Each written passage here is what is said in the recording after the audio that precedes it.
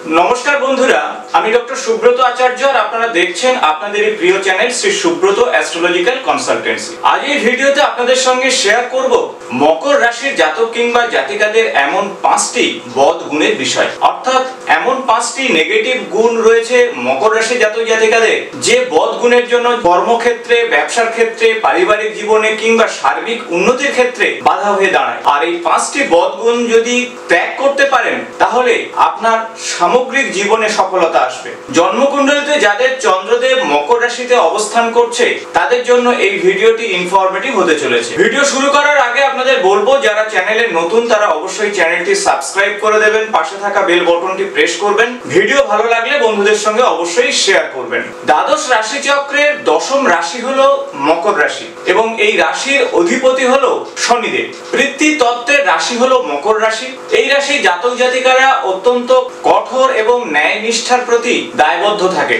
এদের একনিষ্ঠতা কর্মক্ষেত্রে অবশ্যই এক্সট্রা সুবিধা পাইয়ে দেয়, তবে পাশাপাশি প্রতিহিংসা পরায়ণতা এদের সবথেকে নেগেটিভ একটি বিষয় রয়েছে।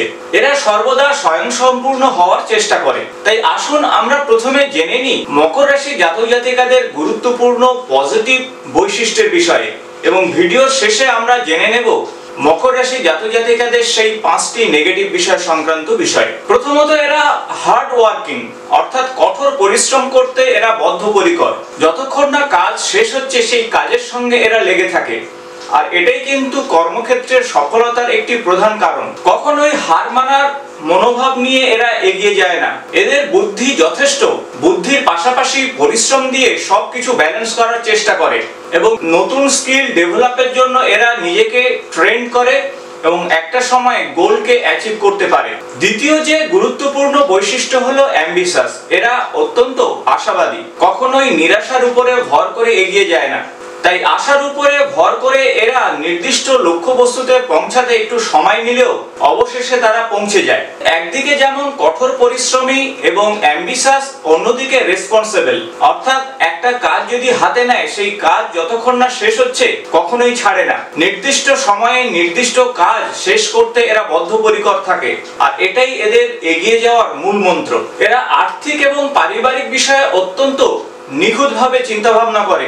একদিকে আর্থিক বিষয়ে সচ্ছল থাকার চেষ্টা করে, অন্যদিকে পরিবারে কোনো রকম সমস্যা যাতে না হয় সে বিষয়ে দেখার চেষ্টা করে মকর রাশির জাতক জাতিকারা। তবে সব থেকে এদের বদ গুণ হলো এরা অত্যন্ত অনমনীয়, অর্থাৎ এই অনমনীয় চিন্তা ভাবনার জন্য সফলতার ক্ষেত্রে বারবার সমস্যার সম্মুখীন হয়ে থাকে। অতিরিক্ত নিয়ম এবং নিষ্ঠার জন্য অনেক সময় কর্মক্ষেত্রে অসফল হয় এবং মানুষের কাছে বা পরিবারের কাছে অত্যন্ত বোরিং হয় মকর রাশি জাতক জাতিকারা। তাই মকর রাশি জাতক জাতিকাদের বলবো, অতিরিক্ত কঠোরতা থেকে নিজেদেরকে দূরে সরিয়ে আনুন। বর্তমান সময় এবং সমাজের সঙ্গে নিজেদেরকে খাপ খাওয়ানোর চেষ্টা করুন, তাহলে দেখবেন আপনি কর্মক্ষেত্রে বা পারিবারিক জীবনে কিংবা সামগ্রিক উন্নতিতে সফলতা পাবেন। মকর রাশির দ্বিতীয় যে বদ গুণ হলো অত্যন্ত স্লো, অর্থাৎ ধীর গতিতে প্রতিটি কাজ করার চেষ্টা করে, কিন্তু বর্তমান সময় অত্যন্ত ফাস্ট।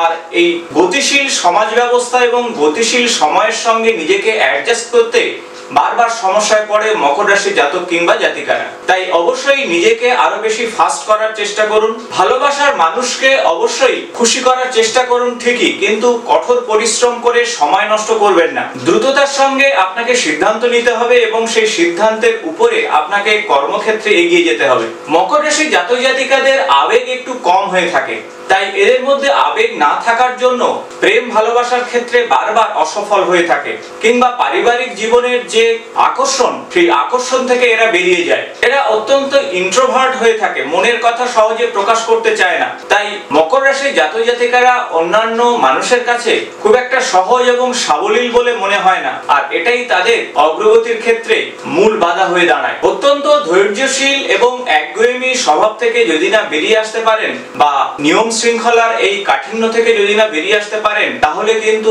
আপনারা সামাজিক ক্ষেত্রে বা কর্মক্ষেত্রে বা পারিবারিক জীবনে বারবার সমস্যার সম্মুখীন হবেন।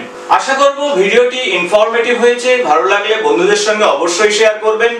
আগামী নতুন কোনো জ্যোতিষ সংক্রান্ত ভিডিওতে আপনাদের সঙ্গে দেখা হবে। আজ এই পর্যন্ত, নমস্কার।